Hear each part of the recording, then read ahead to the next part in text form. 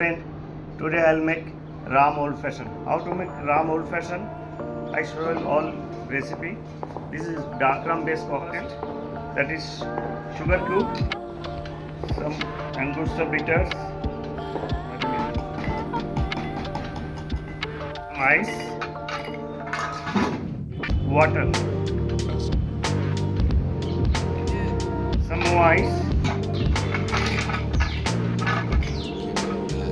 60 ml dark rum,